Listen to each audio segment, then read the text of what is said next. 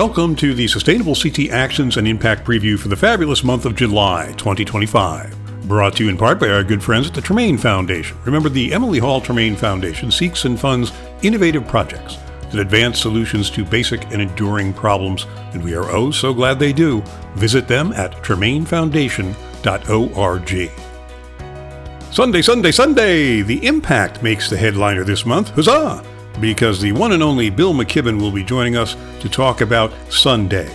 Bill is an author, educator, and tireless advocate for the earth and our environment, and he will be joining us on the Sustainable CT podcast to discuss his latest initiative, Sunday, a nationwide tribute to the sun, solar energy, and other renewable energy to take place on the autumnal equinox, September 21st.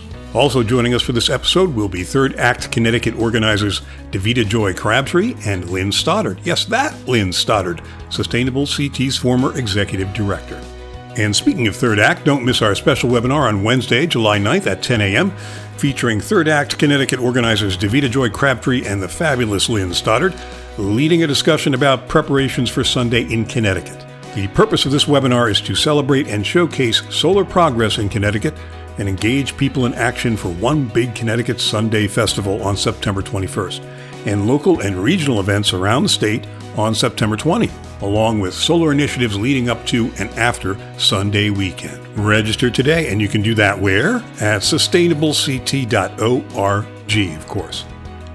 In Elements this month, join us for our next coffee hour when the electrifying Jeremy Schulich, Deputy Director at Clean Transportation Communities of Southern Connecticut, will be giving a presentation on Charging Smart, a program for municipal governments that offers free technical assistance and certifications on electric vehicle readiness.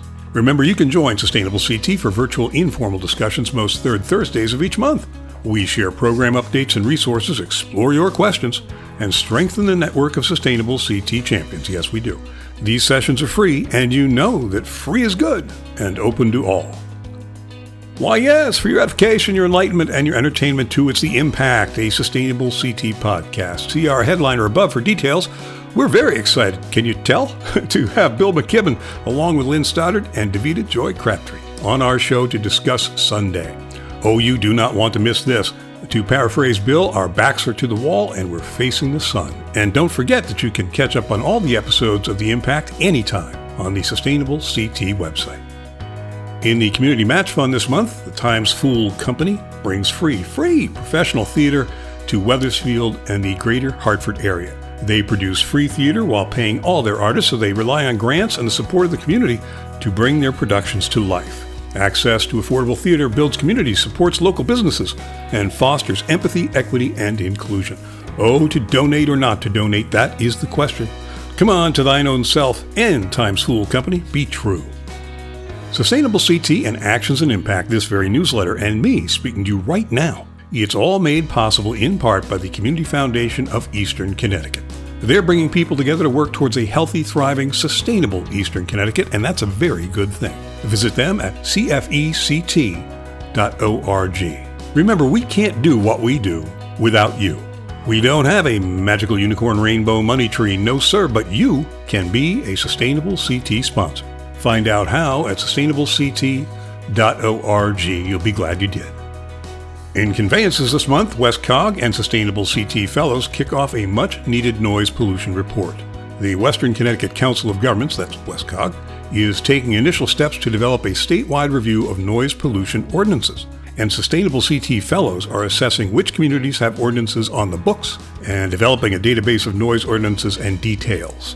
The inventory is slated for completion by the end of August 2025.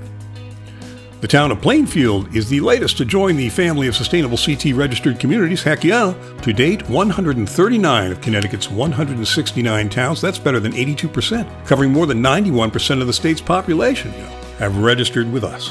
As the town's resolution puts it, Plainfield embraces an ongoing process of working towards greater sustainability, selecting which actions it chooses to pursue from the voluntary menu of actions provided by Sustainable CT. That's right, welcome Plainfield, gold awaits. The Connecticut Green Bank wants to hear from you. In its continuing effort to expand outreach and engagement, the Green Bank is looking for municipal staff and volunteers to fill out a quick survey, letting them know how they can best serve your community. Please take a minute to complete the survey, okay? The Connecticut Program of Climate Change Communication, that's YPCCC, has announced the publication of a new research article, Understanding 6 Key Truths About Climate Change. And you want to know what the 6 key truths are about climate change, don't you? It's real, it's us, experts agree, it's bad, others care, and there's hope. And that's 6 truths right there. Hey, the Connecticut Department of Energy and Environmental Protection, oh, that's deep, has newsletters that are full of webinars, grants, events, and more. Check out their Equity and Environmental Justice newsletter and their Climate Solutions newsletter for sure. Speaking of newsletters, the Partnership for Strong Communities has a great one too, the Turnkey. Don't miss the I-Forum on fair rent commissions and upcoming family safety intersectional webinar. Heck yeah. Plus, it's the last call for proposals for the Connecticut Affordable Housing Conference 2025. Get yours in before the deadline of July 25th. It's all in the Turnkey. Alex Putterman writes in the CT Insider that Governor Ned Lamont has reluctantly vetoed the sweeping housing bill, arguing that the proposal goes too far in encouraging Connecticut towns to zone for affordable units. Though I kind of thought that was the whole point, wasn't it, Ned? And Jordan Nathaniel Fenster has a nice piece on the middle age of Connecticut's trees. We are in an interesting situation where basically all of our forests were cut down 200 years ago or even earlier, according to UConn ecologist and researcher Bob Fahey. Over the last 200 years, all of our trees have grown back. That means most of Connecticut's forests are about the same age, which apparently is not ideal. Now more than ever, environmental solutions may seem out of reach, but they're happening all over the country, and this year, the New York Times will be highlighting one thing that's worked in every state. In Connecticut, shell recyclers are rescuing a ridiculous amount of oyster shells from restaurant trash bins and using them to restore oyster habitat in Long Island Sound. And the town of Old Saybrook has been awarded an urban and community forest planning grant through DEEP in the amount of $10,885 to conduct a tree inventory. Congratulations, Old Saybrook. That is tremendous. Yeah.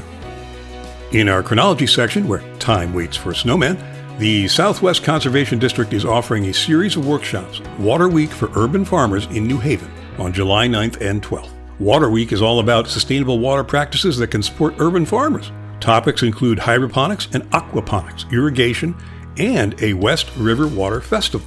Cool. The Metropolitan Council of Governments, that's MetroCog, in collaboration with the Western Connecticut Council of Governments, that's WestCog, have designed a workshop to equip municipalities, organizations, and residents with practical tools and guidance to implement impactful waste reduction projects and decrease greenhouse gas emissions. This is an in-person event Monday, July 14th, 10 to 11:45 a.m. Sacred Heart University West Campus, East Theater, 3135 Easton Turnpike, Fairfield. The Connecticut chapter of the American Society of Landscape Architects is presenting Bees in the Built Environment, a full-day continuing education program for landscape architects and green industry peers that explores best practices for bee-friendly design and the important relationship between plants and pollinators. This is an in-person event too on Wednesday, July 23rd, 8 a.m. to 3 p.m. at Wickham Park, Manchester. And it's a paid event, but a limited number of openings are available for free to students in a related field of study. Beautiful. The Institute for Local Self-Reliance is launching Year 2 of the Composting for Community Mini Grant Program to support new or existing local community composters. The ILSR will provide $150,000 in subgrants to selected projects, awarding up to 15 grants of $10,000 each. Yeah, that adds up. Applications are open until July 25th. And the Connecticut Department of Energy and Environmental Protection, yes, that's deep to you and me, has a 2025 draft wildlife action plan now out for public comment. They've also made an electronic form to make it easier for you to submit comments, which is nice. All comments must be received by 5 p.m. July 27th to be considered in the Connecticut 2025 Wildlife Action Plan revision process. And DEEP's Trees for Communities Grant Program is accepting applications. The Trees for Communities Grant Program addresses the uneven distribution of tree canopy across Connecticut by providing financial support for urban forestry projects in communities of need. They are accepting applications now through August 31st, 2025. And we have a last word, or two, about fall certification. That's right, August might still be the dog days of summer in your universe, but it's fall certification time for us, and it's fast approaching. All submissions for fall certification are due Tuesday, August 19th at 12 p.m. Eastern Daylight Time. You know, we could not be prouder of our Connecticut municipalities and all that they've accomplished. Of 139 currently registered towns, 62 are now certified, with 17 designated as climate leaders. Yowza! And they've completed a total of 4,846 sustainability actions. And you can do this. Review the steps on how to submit an application. Have questions? Need help? Do contact us, won't you? And you can read all about it in this month's exciting edition of Actions and Impact, the official Sustainable CT newsletter. Accept no substitutes. Do yourself a favor and subscribe. And you can do that where the pet lovers amongst us have dog days every day at sustainableCT.org.